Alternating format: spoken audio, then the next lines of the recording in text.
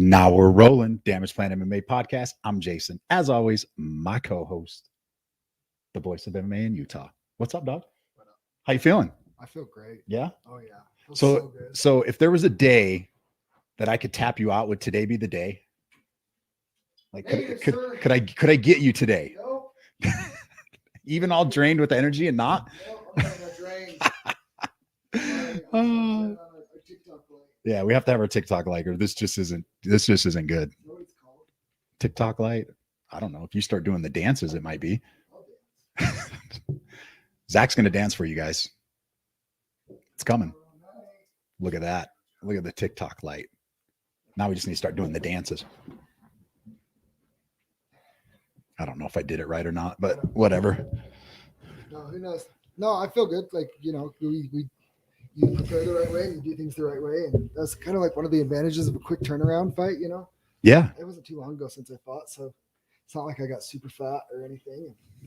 Just a nice little water weight cut today and Yeah. easy peasy. Had a nice dinner last night still. And That's the way to do it. oh yeah. These people. You didn't want to Paulo Costa it and ask the guy if he could weigh in. What a ween. What is up with that, dude? So I mean, and you know, full disclaimer, you know, it was my birthday yesterday. Yeah. Happy belated birthday. Thanks. Yeah, it was good. My wife made it great. Hillary and the boys, they made it awesome. But you know, it was my birthday yesterday, and like I don't have cake. I didn't give any of my pumpkin pie. I have to make weight. Is pumpkin pie your thing? That's my thing. I've never had a birthday cake. Really? For that, I've never had a birthday cake. Mm. Always pumpkin pie. I do banana pudding for mine with the vanilla with the wafers. Oh yeah, they're bomb. But like rumor is, like I'll have a pumpkin pie waiting for me at home. I get home Ooh. tonight from weigh-ins. I will eat the whole thing. Cherie makes a bomb pumpkin pie cookie. Just saying. Cherie, add it to the list. No, but you know, like I'm just an amateur and I take it serious enough that it's like people are like, oh, it's your birthday, that sucks. And it's like, no, I have a job, it's to make weight. Yeah. And then Paulo Costa, this fat baboon, who's very quickly becoming the least liked guy in MMA. He's rubbing a lot of people wrong right now. Is there anybody that's still a fan? I'm not a fan. I'm not a fan. Did you hear Vettori say that they contracted it at 190, Yeah. then they came back at 195, Yeah. then like 198, and then like you brought up a good point earlier that you think he's trying to prove a point. Like he's still on the whole pay thing. I think this is a publicity stunt by Paulo Costa, and he thinks that by doing this, he's going to stick it to the UFC and say, I am going to only put in as much effort as I'm being paid to put in for, because he feels like he's underpaid. That's a damn good point, dude. And that is a damn good point. That's great, except they're just going to cut you and you're going to become irrelevant and you're going to go back to doing modeling in Brazil. Okay, because he looks like a Greek god. We know he's tough, right? Like we know he can take a punch. We know he's a tough guy. Is he? Because Izzy knocked him out. Yeah, but he pieced him up. But he took some shots, right? Like he can eat some shots. Yeah. I was so 3 rounds with UL. How rocked, is that going to affect him? Now he's coming in at probably more of a natural weight class for him. So is this going to be an advantage for him? Let's say he wins. How does Dana White look at this? Does Dana White just be like, screw you, dude? Like you're done. Like I believe if I heard rumors was this UFC is not going to let him fight at 185 anymore. Does Dana not anymore, but like say, well, just so you know, your next like couple fights are going to be at 205. If they're going to make him do his weight cuts at the PI or whatever and monitor it. But I don't think he realizes the fullness of the consequences of his actions right now. I don't think he does either. And quite frankly, I don't even know if Dana knows the fullness of the consequences he's going to face. But you better believe he's going to face some consequences. I mean, because if he beats a guy and Vettori, which I don't think he is, but if he beats a guy in Vettori that's a natural 185-pound guy, how do you reward him? Like that he shouldn't get rewarded for that, right? You feed him to Alexander Rakic. Yes. That's like how that. You reward him. Yeah. Hey, tough guy.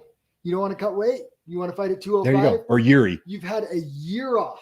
Give him Yuri. Sure. And just let him spinning elbow, knock him the fuck out. Like, but you know, he's been off for over a year now, right?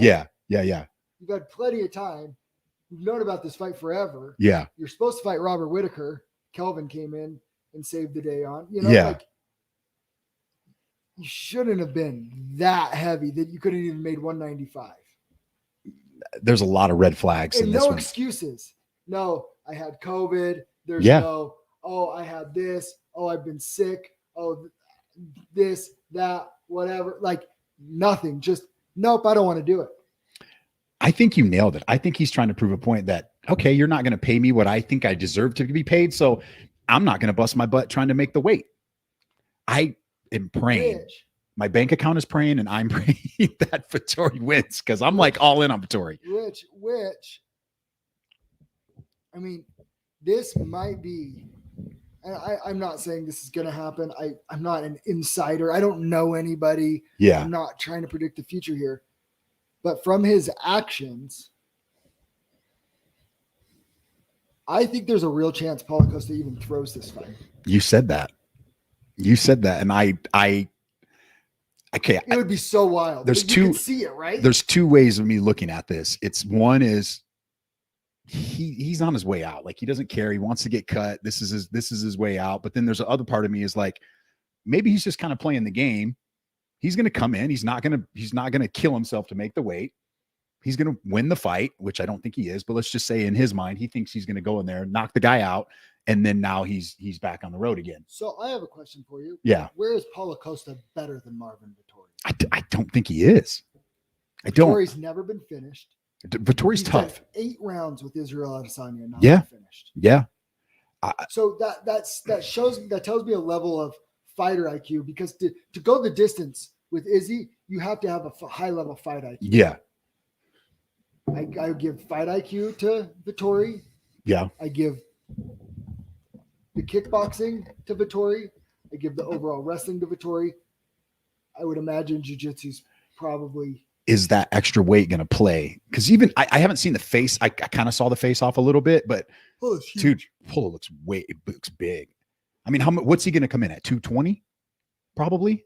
He weighed in at 204 something. What's 215 maybe? Is that safe to say? Yeah. Comes in at 215. What's rumor, Vettori going to come in? What did he weigh in? The rumor's always been he walks around north of 220. What did let's find out. Tapology will tell us what Vettori weighed in at. He weighed in at 204. He looked good. Yeah, he did look good. But you got to remember those guys. If somebody would have called me yesterday and said this fight's not going to happen I'm very close to weight. At 170, yeah. I'm very close to weight. I woke up within 5 pounds, just like I planned, right? So I'm very close to weight. But and comfortably. But if somebody told me, hey, this next fight's going to be at 185, your opponent can't make 170. Yeah. I'd weigh in at 185. Yeah. I could eat and drink and weigh in at 185. So that's probably what Vettori did, right? He found out the fight was 205. Okay. I mean, I can start hydrating. I can, did it responsibly, did it well, and came in at a good weight. How much, but I don't think he's going to put on much more than that. Like, I think he's there, what his weight is. So you got to figure there's going to be about a 10. I don't think it's going to make a difference. I already told you, I'm spoiler alert. I'm already on Vettori and I'm on the under 3.5 rounds. I think I side with you. I think Costa's, if there's a way out for him, I think he's going to take it. You ready for this? When I say throw the fight, yeah, I'm saying we might see him do some weird thing where he doesn't even throw a punch. Yeah, I could see that. I could see him, or even not even that. If like I said, if there's a way out, if there's a rear naked choke in there and it's maybe the hooks aren't in and maybe it's not under the chin, he taps. Or what? Like, yeah. Or what if he just like, you ready? You ready? Yeah. Fight. And they go to the center. Vettori leg kicks him and he falls down. And Paulo Costa just squats down and goes. Or he does what that boxer did. You remember that boxer that he went in the cage and he looked at the dude and turned around and walked out. And that was overpaid. That was overpaid. And maybe we could see something like that. I mean, his career would be ruined. What's the Paulo Costa's career would be ruined, wouldn't it? I think he's already done that, honestly. It's pretty close. Man, how could you go from a title fight to your next fight to out of the UFC? I don't know. I'm looking up the odds to see how much the odds have changed in the last little bit. Vettori was minus 180 the last I checked. So I think when it opened, he was like minus 140. So clearly money's coming in on Vettori because I think everybody's feeling the same way you and I are. So is this time to go and put money on Paulo Costa? Because I mean, let's now it's 185. Everybody's on Vettori. So let's call a spade, though. Yeah. Right. What if Paulo Costa just says, "No, I am the baddest. I'm just not going to cut weight. Cool, 205. I'm going to come in." He very well could. And he sleeps Vettori for the first time in Vettori's career. He carries that type of power. It's a very good possibility. Very good possibility. I would say I only think Paulo Costa has about a 25% chance to win this fight. 20 to 25%. Yeah. I like my odds. I think you're getting very good value. I think if they fight 10 times, Vettori wins 7 or 8 out of those 10. Over under 3.5 rounds is minus 115. It's a coin flip. So basically, you have to go. I don't think because you have to go halfway through the fourth round, right? Yeah. So here's the other. No, 3.5. You have to go halfway through the third. No, 3. You have to go all the way through the third, halfway through the fourth. That's right. Yeah. So I like the under on that a lot. Yeah, I'm already in. All in. We going to Sizzler. Or else we eating ramen noodles. One of the two. Sorry, babe. It is what it is. Gamble responsibly. Gamble responsibly, folks. No, I'm just trying to think here. If Paulo Costa is really that overweight, I do question how hard was he training? Yeah. What's his cardio like? Is it going to be ready for 5 rounds? That's what I'm thinking too. I mean, he doesn't look like he's like out of shape or anything, but the guy's always looks like a freaking. But to carry that much muscle for 5 rounds. Yeah, that much muscle. We didn't get to see that with Izzy because Izzy finished him inside 2. Yeah, and how hard could he have really been pushing if he really was 211 pounds yesterday or 2 days ago? How much did he really work during camp? There's a lot of what ifs in this one. Because I know that when you're preparing your body the right way and you're training hard, like and doing stuff, like your body just naturally gets to your weight class that it needs to be at. Yeah. You train hard for 5 to 8 weeks or whatever your camp is. Your body just naturally gets there. Unless there's something we don't know, and maybe the UFC knew ahead of time that this was going to be something that was going to happen. Maybe, I don't know. I don't think that's the case, but it is the news, so I don't know, man. Well, should we break down this card real quick? Yeah, let's run through it. So this is not the. This card is not going to be one that you're going to be remembering for time and all eternity. That's for sure. Yeah. Okay. And service announcement. I looked at it every which way. I couldn't even find a DraftKings lineup I liked on this card. Really? I'm having a hard time with this card. There's a lot of like. Usually I can spot 1 or 2 good ones that I'm like. Fire with DraftKings. I know. You've been killing it on DraftKings. Yeah. But I'm also not going to force it when I can't find a lineup that I don't like in my budget. Gamble responsibly, right? Yeah. All right. Let's start breaking this down. I left my notes at home again. I don't know why, but I did. Anyways. All right. First up in the bantamweight division, we have Jonathan Martinez versus Zavad Lavashvili. He's a Vishvili too, huh? Martinez is 13-4, stands 5'8" with a 69.5-inch reach. Lazif Vili is 12-0. He stands 5'6" with a 69-inch reach. Lavashvili's 12-0. He's a slight favorite, minus 135. The comeback is plus 110 on Jonathan Martinez. What do you like it in this one, Mr. Partridge? I kind of like Zavad. I like the Zavad. I like the underdog. He is making his UFC debut. I generally like the guy with experience in the UFC, which is Martinez here. But our boy Lazavishvili. He's from Georgia. Georgia's hot. Georgia's hot right now. That's the country, Georgia, not the ATL. Yes. Nice. Look at Zack. He's still quick-witted, even when he's cutting weight. Oh yeah. And so I like he's undefeated, come up through LFA. He's been battle tested in the LFA circuit. I think he brings in this, Jonathan Martinez, his best wins Thomas Almeida, who's no longer in the UFC. Thomas Almeida, who was like when he was undefeated and Cody Garbrandt were undefeated. Yeah. It was like they were eliminating which top prospect, right? Yeah. Well, Almeida got eliminated there, went on a skid, and then that was his best win. When your best wins over guys that are that have been cut from the UFC, yeah, kind of makes me. Yeah. So I'm going Lazishvili. You're going with the Georgian, huh? Yeah. So the Georgian, I do like the experience. He beat Ricky Steele, who's tough. Super tough. In LFA. I watched that fight. I remember. Very good grappling. Great grappling. Yeah. Timeout. Love this. Yes. You said that, and I remember that fight now. Yes. Elite grappling. And look there's another name on this list. He beat him Magomedov by arm lock. It was 6 years ago, but dude, you're beating him.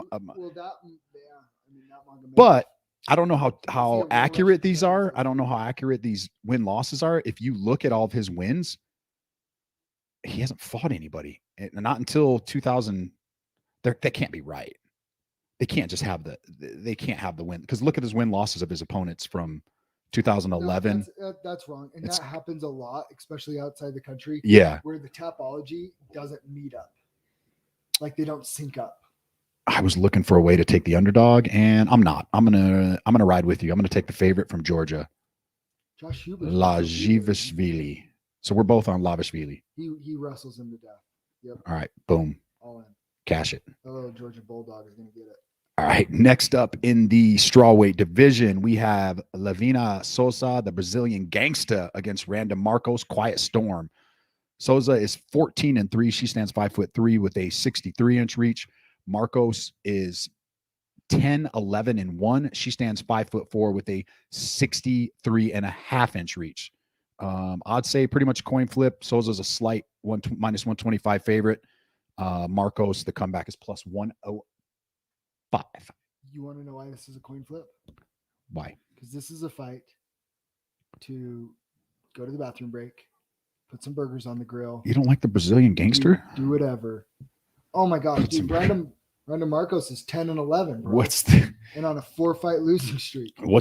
There's the guy that I watch on Twitter that I follow, the diehard MMA podcast guy. He always says this is the grab your popcorn and fireball. That's kind of his thing, where he goes and gets popcorn and takes a fireball shot. You and I won't be taking fireball shots, but we could definitely go get some popcorn. Yeah, I mean, I don't even care. Let's say just flip a coin. I'm going Randa Marcos on this one. Are you? You're going to take the underdog? Yeah, I'm going to take the Ultimate Fighter winner. All right, I don't hate it. I'm going to take not winner, but competitor. I'm going to disagree just to disagree. I'm going to take the Brazilian Gangster. I'm sorry, but if you lose to another 115er from a power jab, I mean, I know Amanda Lemos' power jabs probably. I mean, it would probably hurt my mouth, but I don't. Yeah, I'm out. All right. Both of their last wins against Ashley Yoder. If you're Ashley Yoder, how are you still in the UFC? I don't know. And I like Ashley Yoder. Didn't she just get a fight? Probably. I think she just got a fight. Whatever. All right. Hey, equal opportunity. Yeah. If either of these guys were, if Randa Marcos. Oh, my mic's not working again. Are you off? Did Sajan say you're through Jason's? Getting some feedback here. We're getting feedback. We're trying a new mic system today, and it might not be working quite yet. Hey, Sajan, is this working for you? Can you hear me now?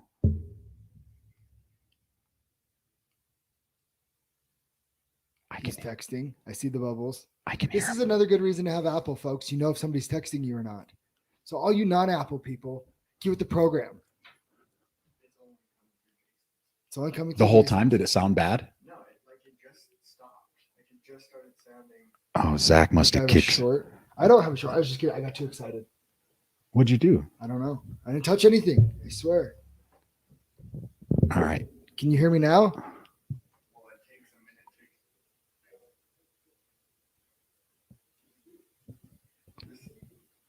Just talk a little bit louder and it'll just go through his mind. Yeah, there it is. He's back on. He's just got to be close to it. You just got to be really close to these Okay, mics. sorry, I'm getting Costa animated. I can see it on Android, homie. You can't see anything nobody- on Android. Androids are garbage. Yeah.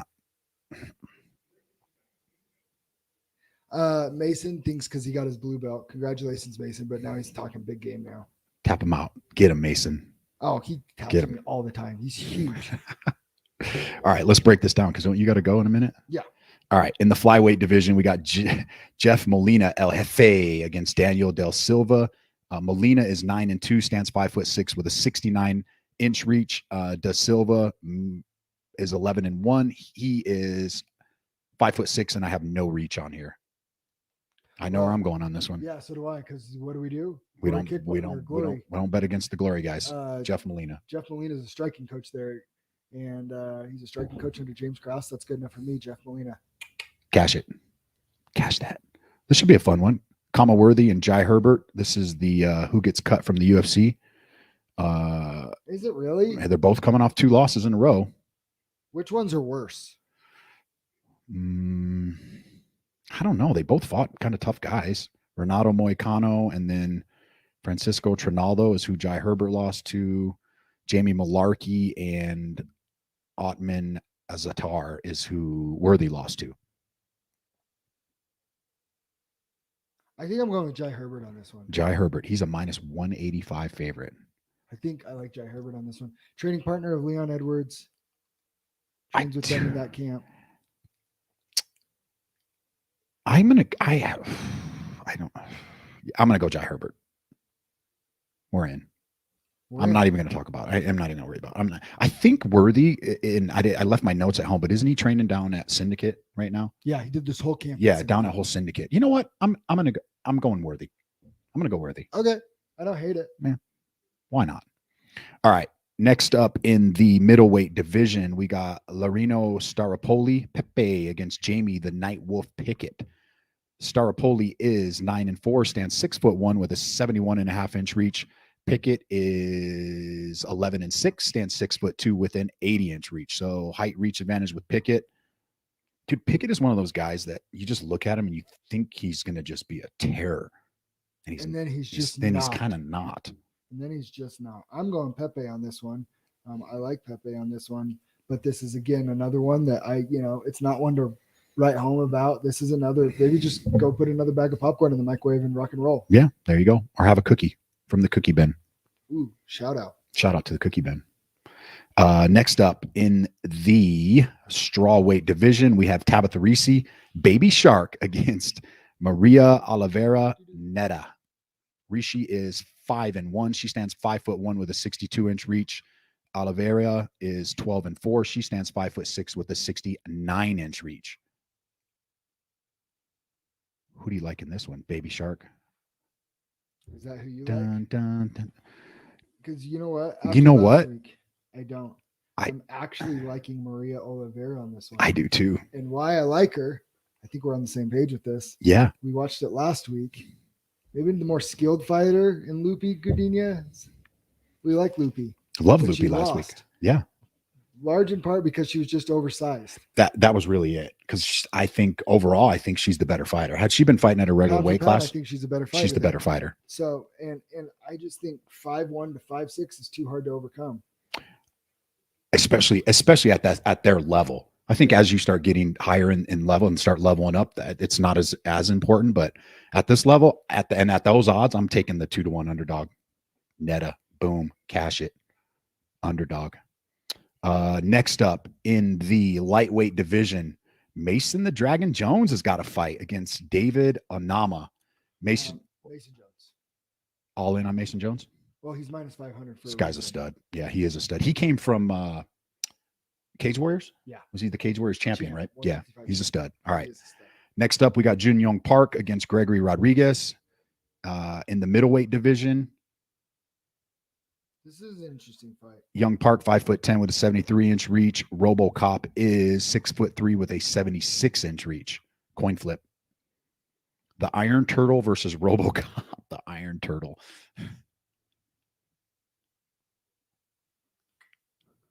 Man, What's up, Kendrick? How you doing, brother? I don't know on this one. I'm kind of leaning RoboCop, to be honest. That guy's a specimen, dude. He is a freaking. He's 6'3" and a 76-inch reach at 185. What is he? 2-3 inches taller than you? Yeah. At 185. That's a big dude, man. That's a big dude. Yeah, I'm gonna go with RoboCop in this one. I think he beats him. Be a decision. How about that? It's gonna go 3 Ooh. rounds. I don't hate it. I'm going to take Young Park just because I want to be different today, Zach. Next up in the light heavyweight division, I'm not even going to pronounce this guy's last name, Nick Nurgo Mirareneo against Ike Villanueva. How can you not like Ike Villanueva, dude? He's just a fighter's fighter. He just wants to freaking scrap, bro. I like Ike, and I've always liked him, and I think that he's going to have his hands full. He has his hands full tomorrow night. He's almost a 2-1 underdog. Yeah. Nick hasn't exactly killed it in the UFC yet, though. No, he really hasn't. Got a controversial split decision win and then a loss in the UFC. Ready for this? Let's take a chance. Ike, baby. I'm in on Ike. Ike by KO, second round, sleeps in. Overhand right, night. If that happens. If that happens, I'm wearing the Genie hat Monday. I'm busting that out right now. You should. All right. Next up in the welterweight division, we got Dwight Grant against Francisco Trinaldo. Dwight, the body snatcher, is 11-3, stands 6'1" with a 76.5-inch reach. Trinaldo, 26-8. He stands 5'9" with a 70-inch reach. I know where I'm going on this one. Yeah, we talked about this. This is actually the one underdog that we both really liked. Yeah. Where I think Dwight Grant, I think you're getting a lot of value on this fight. I think Dwight Grant's actually the better fighter. Trinaldo's 43 years old now? He's 43 years old. Yep. He just turned 43 a month and a half ago. This is not a sport for the young, but more importantly, 170 is not a weight class for the young. You can get away with that at maybe heavyweight.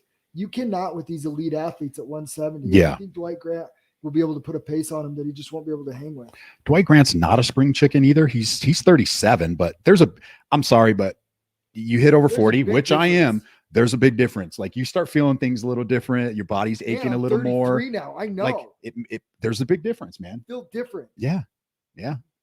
33 is like my last year of my early 30s. Now I have to say mid 30s after next year. Kendra, the big bad wolf. We need to get Kendra back in the cage. Back in the cage. So we're both on Grant on this one. We both like the underdog? Yeah. Plus 110. I'll take that. In fact, I already locked it in. So how about that? Yeah. Next up, we got in the featherweight division, Alex Caceres, Bruce Leroy, Kiss My Converse against Suong Woo Chu Sting. Bruce Leroy is 18-12. He stands 5'10" with a 73.5-inch reach. Woo Choi, 10-3, stands 6 foot tall with a 74.5-inch reach. All I remember about Woo Choi is his last fight. He fought Julian Erosa. Yes. And do you remember how hard he cracked Julian Erosa? He cracks. And I was like, that dude cracks different. Yes. I'm picking that guy. Caceres has been on a roll. He's won his last 4. He's tough. Like he's been around forever. Yeah, he's a veteran. I actually think he's gotten better. He's only 33 years old, but there's something about Woo Choi, man. He can crack. I think he has that it factor inside the cage, and he has an elite. Yeah. I mean, I'm not trying to be crazy here, but to be great, you have to have something elite, right? Khabib had his wrestling and stuff like that. I think he has elite power for that weight class. And he cracks I remember it sounding different when he hit Erosa. So we're all in. Yeah. Book it. All right. Next up in the bantamweight division, we have Jessica Rose Clark. She is 10-6, stands 5'5" with a 67-inch reach against Jocelyn La Pantera Edwards is 10-3. She stands 5'8" with a 70-inch reach.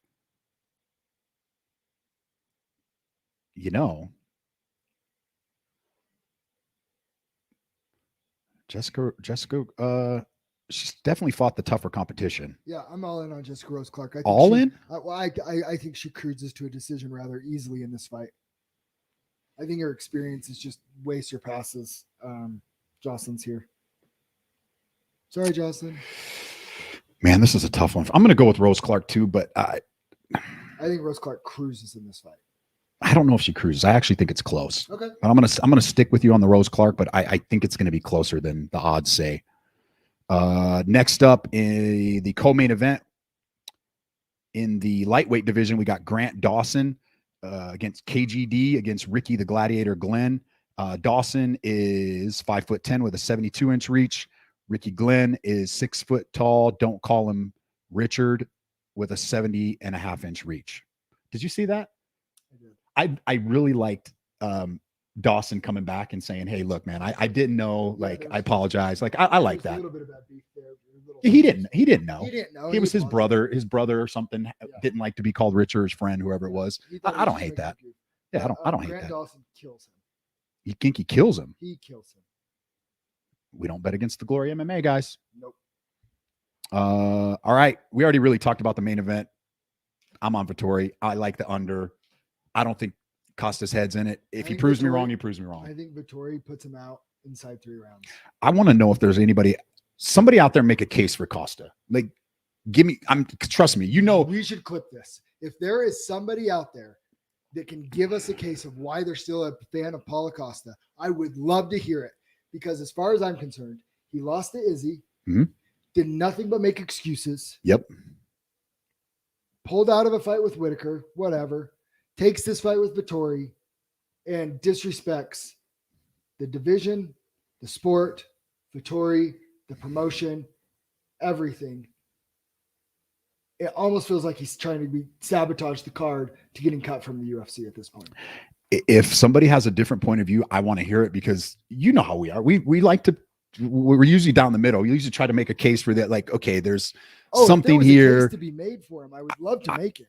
I mean, I was kind of already leaning Vettori, but now with all this stuff, and All in. it's like, I mean, I put more than usual on this one. So either I'm dead wrong, but I think we're on. I think we're on, dude. I think we're nailing this. Costa's lock of the day tomorrow. Lock of the day, Vettori. I'm all in, and the under 3.5. Costa is trash. Thank you, Mason. That's the smartest thing you've ever said. You're gonna get choked out. He's got to catch me first. You're gonna get choked out on Monday. You're gonna get punched in the stomach probably next week sometime. Oh, I'm for sure getting punched by Cole Faust next week. Do you want to do it before or after we call the fierce fighting card? Oh, I'll agree to it before. It's fine. Well, I don't want you like, my stomach hurts. I've taken a body shot from Cole before. I'll be okay. Oh, you should have seen my wife when we were watching that fight. She's like, I don't want you to have to take the body shot. And I'm like, I don't want to have to take the body shot, but I freaking agreed to it. So I got T-City locked into that about. Oh, dude, I was so scared. I was so scared, dude. I'm like, I'm just like tightening up my abs. Anyways. All right. Hey, Steel Fist Fight Night tomorrow night. Zack will be stepping in. We got a freaking banging card. We have a ton of fun fighters fighting. Ton of fun fights. Robbie Minor, Jeremiah Young main event. I love that main event. Yeah, I love it. fun. We got Robbie beat Jeremiah's teammate, our boy Aleko. And then of course my boy Taylor Hines is making his gracing back into the Steel Fist cage. I like it. There's some sneaky good fights. Mason, tomorrow. you're going to go to Facebook jail. Be careful. I'm reporting you. Yeah, he's going to jail. I'm still in Facebook jail for 14 more days. Thank you, everybody that wished me a happy birthday. Yeah, I'm excited. If you can't watch it, Blitz TV, blitz.tv with 2 Z's to watch, right? To watch that. Let me put it up there. Here it is. Yeah. Blitz.tv to watch the pay-per-view tomorrow. Maybe I can talk to Kevin and slip on the headset when you're fighting. If they think I'm going to be biased for you, like, no way, dude. Like, I'm going hard. Go hard. I'm going hard. You're gonna need if he lets me, I'm going hard. Do it. We'll see you guys. Actually, we'll see you guys in about 45 minutes. We have Ryder Newman, Ultimate Fighter 29 contestant at 2:00 Utah time. I'm going to put a clinic on this guy, so go as hard as you want. I love it. We out. Do damage. We out, baby.